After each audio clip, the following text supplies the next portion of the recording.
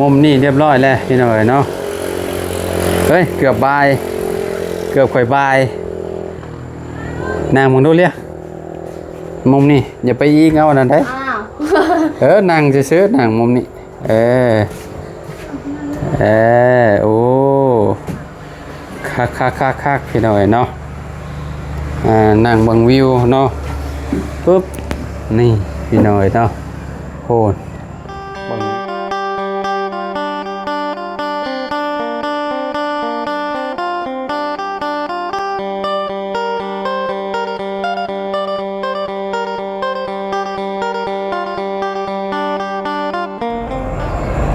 มาพี่น้อยเนาะต่อบาดนี้เนาะทางเฮือนน้องเลี้ยงหลังจากที่สร้างเมื่อพี่น้อยเนาะเมื่อยังบ่ได้เอาเงินในเพิ่นซ้ำพี่น้อยเมื่อแล้วมาบ่ทันเพิ่นเนาะกับบ่เป็นหยังมาเอิ้นเช้าพุ่นแหละสิเอาให้เพิ่นพี่น้อยเนาะก่อนอื่นก็สบายดีเด้อสวัสดี FC เบิดสุขคนพี่น้อยบ่ว่าสิอยู่ในและก็ต่างประเทศพี่น้อยเนาะมาพบมาพ้อกันเนาะกำเฮาคือเก่าคือเดิมพี่น้อยเนาะอยู่ที่เฮือนน้องเลี้ยงเพิ่นบัดนี้เงียบแล้วบาดนี้บ่มีเสียงอันน่ะกบหมอกบไม้และเพิ่นเมื่อเลยเด้พี่น้อยเนาะด้านหลังเด้ด้านหลังก็ปิดแล้วตัวที่ว่ามันแห้งเด้พี่น้อยเนาะเพิ่นก็ปิดนี่เพิ่นปิดเรียบร้อยแล้วเนาะปิดแล้วนี่เนาะเป็นบ่อสีพี่น้อยเนาะก็สิประมาณนี้เนาะถึงจากเพิ่นทาแล้วเพิ่นปิดเข้าไปหั่นน่ะ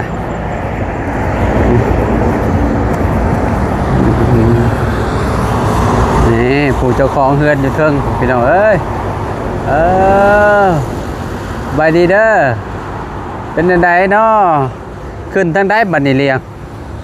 ก็เจ้ากาดในมุมนี้เลยบ่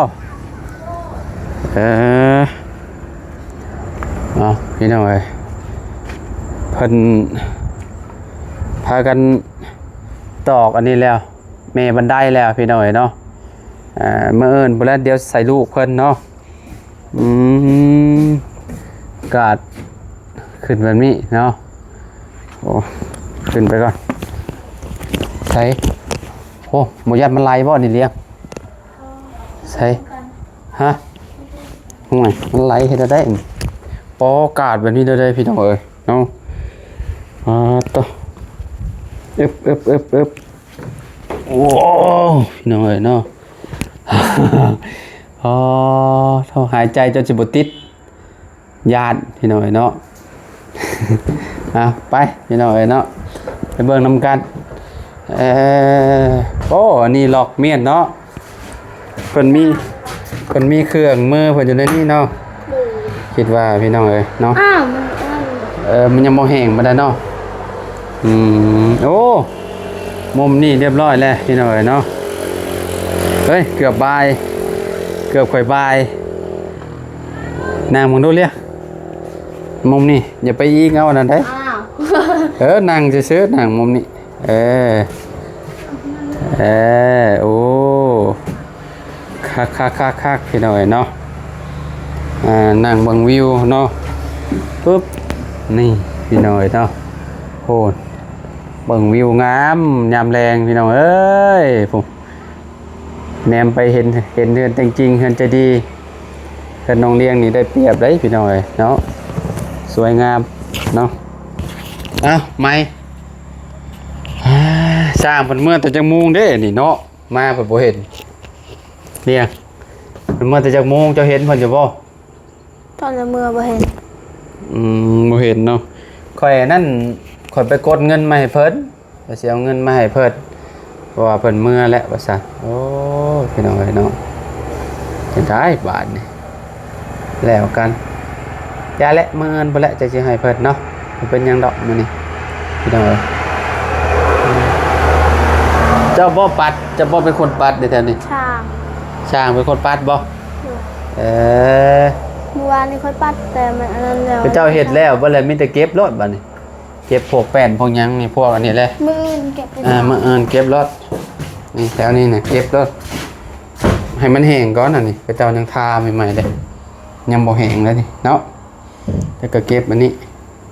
ไม้พุงไม้พาสลาเศษมันพี่น้องเนาะเก็บเอาให้มันเบิดโอ้น้ำมันเอาขึ้นมากินอยู่พี่เลยเนาะอันนี้ก็จะแห้งแล้วนี่เนาะยังที่ยังอันนี้มันถ้าว่าว่ายังอันนี้มันนี่ตัวนี้ แห้ง แห้งคือกันใครแน่ใส่เนาะเดี๋ยวว่ามันยังบ่แห้งมีบ้านตัวนี้บ่ที่ว่าเขาเจ้าใส่กาวนะ เด้อ ตัวนี้เนาะโอ้เพิ่นจอดแล้วซะเนาะสร้างแหล่เพิ่นจอดแล้วเนาะจอดเรียบร้อยแล้วพี่น้องถือว่าโอเคแล้วเนาะสี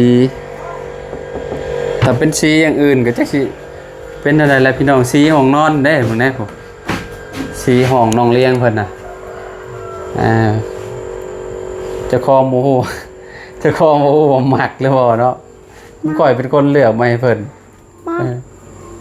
งามอยู่หรอวะ งาม ถึกใจอยู่หรอวะ ถูกใจ เฮือน2ห้องนอนเนาะหม้องนี้ก็สิเป็นบ่อนนั่งกินข้าวพี่น้องบ่อนนั่งเล่นเนาะบ่อนนี้ก็จะเป็นระเบียงพี่น้องเนาะทางผู้ใหญ่เพิ่นเนาะทางไอ้ตู้แหละพี่น้องให้รับเพิ่นให้เฮ็ด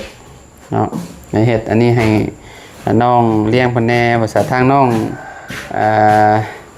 เพิ่นก็มักได้พี่น้องเนาะบ่เคยมีแบบนี้เนาะเลี้ยงเนาะ โดย บ่เคยแบบมีหม่องนั่งชมวิวแบบนี้เด้พี่น้องเอ้ยคันเฮ็ดก็มันต้องวิวดีๆแบบนี้เนาะมันจะคักนะแต่มันบ่มีวิวก็บ่ต้องเฮ็ดก็ได้ดอกพี่น้องเนาะเฮ็ดให้อีกอย่างหนึ่งเฮือนเราก็มันอยู่จุดสูงแหน่มันเห็นบ่เด้แหนมไปเห็นบ่ยามแรงน่ะบ่ได้มีอันนี้เด้พี่น้องเอ้ยบ่ได้มีแสงแดดคันได้มีแสงแดดอ่อนๆนี่โอ้แฮงคักแฮงงามแฮงละพี่น้องโอ้ว่าแบบสุดยอดแหละมื้ออื่นเนาะทำความสะอาดเนาะ โดย ทำความสะอาดอันนี้พี่น้องเลยเนาะให้มันเบิ่งงามในตาพี่น้องเลยเนาะทางเฮือนน้องเพิ่นนี่แหละพวกเศษไม้เศษหยังก็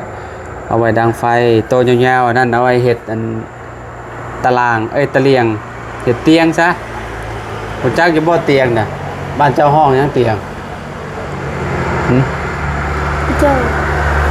กระเจิง กระเจิงห้องต่างกันเยอะซะเนาะบ้านข่อยสิห้องเตียงนั่งพี่น้องเนาะเตียงนั่งลิ้นเนาะนั่งลิ้นเย็นๆอยู่พุ่นแหละกองตารางน้องเพิ่นพุ่นแหละพี่น้องเนาะเป็นจังได๋มื้อเบิ่งมื้อนี้วันที่เท่าไหร่ล่ะที่เท่าไหร่เรียกที่14 13ที่13ว่ามื้อนี้เนาะ มันนี่บ่ แม่น 13 13หรือ14 13เนาะวันที่วันจันทร์น่ะถือวันที่เท่าไหร่ล่ะ 20 เช้าบ่ถือวันที่20พอดีเลยพี่น้อยเนาะคือสิกล้าเกียมเมียนเฮือนเมียนชานทันอยู่ดอกเนาะยังต้องว่าเป็นอาทิตย์พี่น้อยเนาะใช้เวลานี่เฮ็ดนี่แหละเสร็จกวาดนี่แหละแถวนี้แหละพี่น้อยเนาะอนามัยแถวข้างล่างแถวข้างล่างเฮือนเนาะบัดก็เจ้าอันเทต้นเสาให้แล้วเรียบร้อยแล้วเจ้าก็อันนั้นเจ้าก็มีแต่อนามัยแล้วก็เมื่อขึ้นเฮือนแล้วก็มันจังสบายเนาะมาพี่น้อยเนาะลูกติ่งนี่คือสิพ่ออยู่ดอกเนาะน้องเรียนเนาะ โดย